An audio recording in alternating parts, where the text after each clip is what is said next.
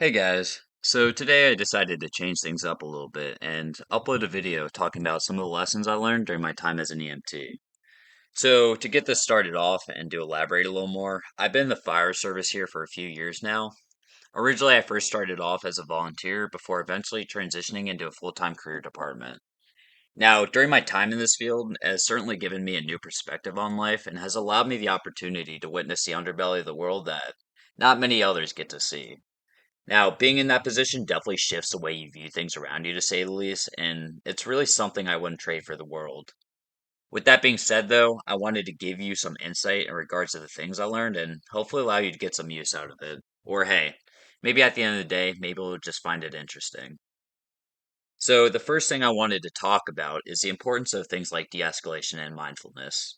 I've honestly lost count of all the sideways situations I've managed to slide myself out of simply by being empathetic and listening to my patients. Whether it was the angry schizophrenics, belligerent drunks, or just all the scared men and women who are in some of the worst days of their lives, it's all the same.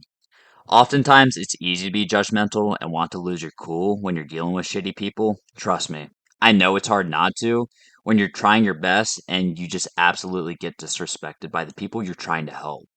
But what's important to remember, especially in those moments, is that these people are calling you because they're in some of the worst points of their life and they need your help and they're stressing the fuck out because of it.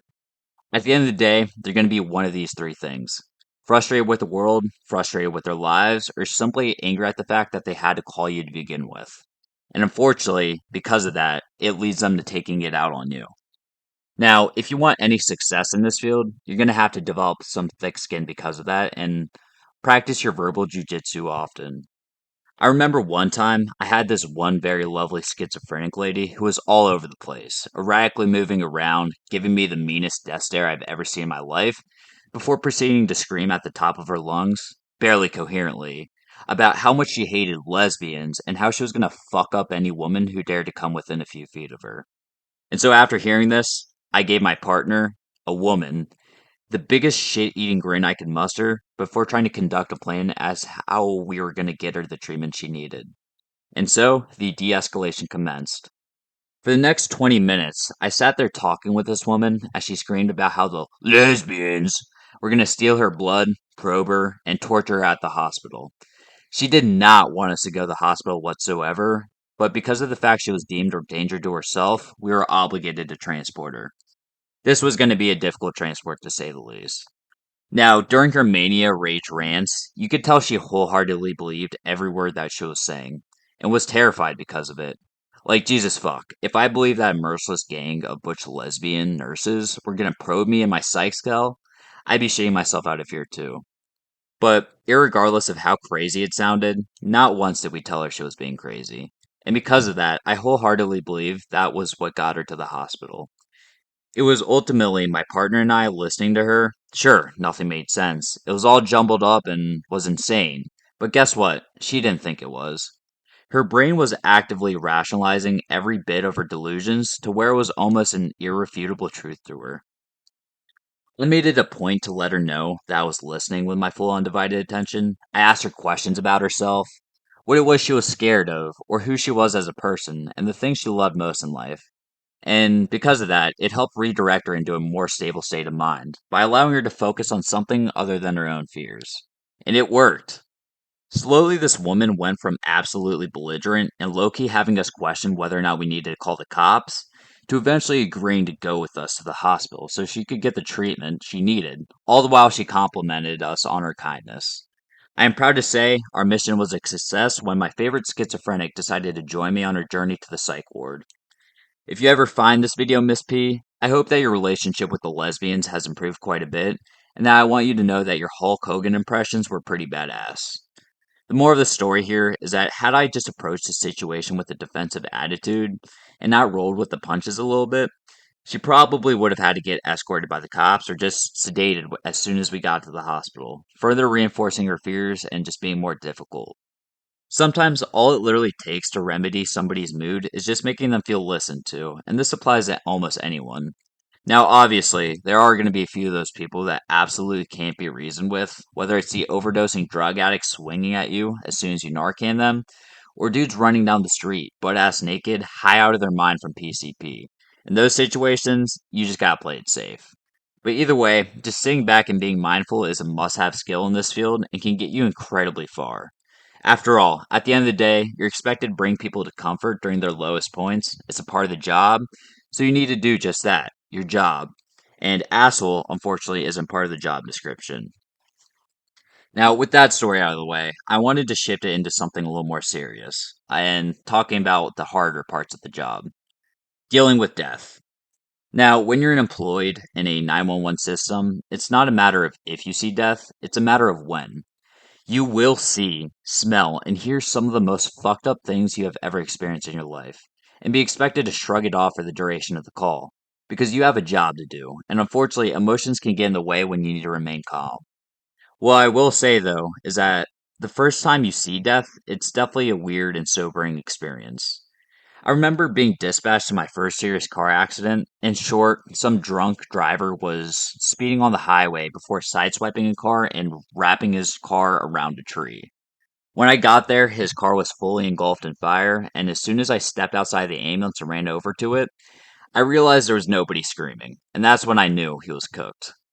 As a burnt, acrid smell of burning flesh filled my nose, the only thing I could see was this poor dude's charred corpse frozen in position. It was one of the weirdest moments of my life. It was like he was literally frozen in time, just staring up and reaching for his car's sunroof, arm elevated as if he was trying to grab onto it. Yeah, definitely not a fun image to witness, but despite that image being objectively fucked up, the other weird part about it was that everybody was eerily calm. There was a calmness that filled the scene, almost like nothing happened at all. I remember questioning why I didn't feel anything, asking my driver why or whether or not he felt the same. Nobody seemed fazed by it. Despite it being something that was objectively horrible, I wasn't scared or sad or angry in that moment. I just felt normal. But I will say, the thing that bothered me the most was questioning whether or not I was a psychopath for not showing any signs of emotion whatsoever. But what I eventually learned was that that whole feeling nothing thing was anything but. With a lot of these traumas, people don't realize that your mind literally just blocks it out to protect you, and that's what eventually catches up with you one way or another. For example, I had a normal rest of my shift. I walked back in the station like nothing happened, got everything I needed squared away before sleeping it off. However, after returning home from shift, I remember walking to my house, going through my front door, before proceeding to sit down and just stare at a wall for the next 30 minutes, trying to process and digest what the fuck it was I had just saw.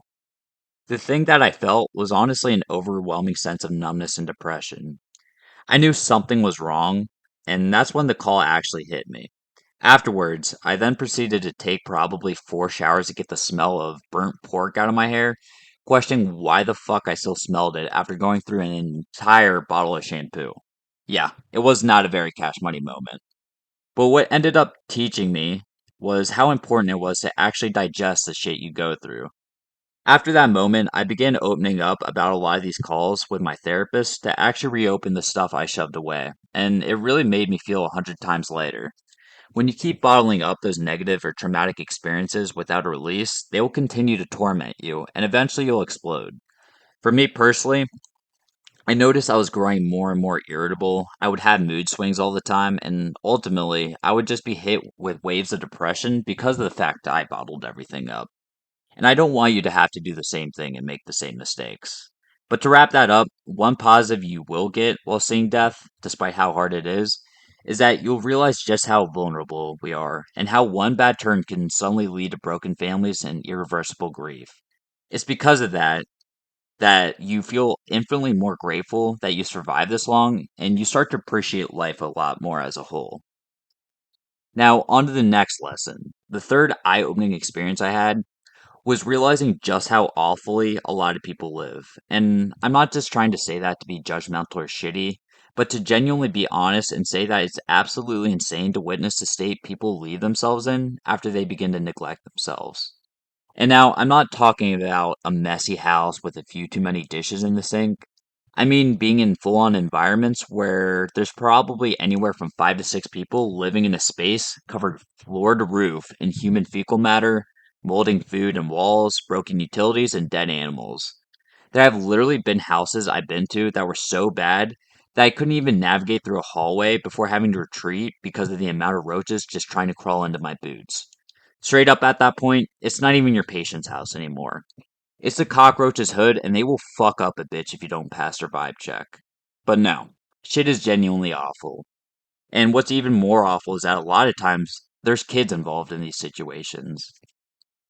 I often find myself thinking how it got so bad for them to where some of these people were okay with having bed bugs crawl all over them as they slept in beds full of cat shit. It's beyond fucked.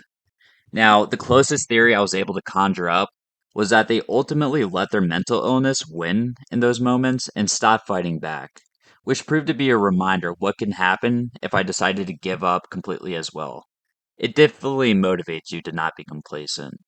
The one thing that's even crazier, though, is that you'll oftentimes expect it to be a rare sighting, but when you get into EMS in some areas, you'll realize that unironically, a solid 20% of all the houses you'll respond to are going to be borderline hoarding conditions. And when you're on the engine, shit is definitely a lot scarier because of it. Because when all that shit goes up into flames, you'll have to go interior onto that raging fire where you can barely move two steps forward without eating shit because trash bag number 2006 said fuck you and hurled itself on your air pack when you knocked over his homies. But with the fire service, you're not really allowed to just back out. So you will be tested and you will have to perform some fucked up task. And some other tasks that are beyond fucked up is doing CPR on a 400-pound man for 30 minutes on the seventh floor of his apartment, surrounded by trash bags and fecal matter, all the while it's 95 degrees outside and there's no OEC going on. There's no quitting at all in those points, and if you can't handle that, then unfortunately the job is not for you. But to wrap this up, the last lesson I wanted to talk about is the importance of having a mission at the end of the day.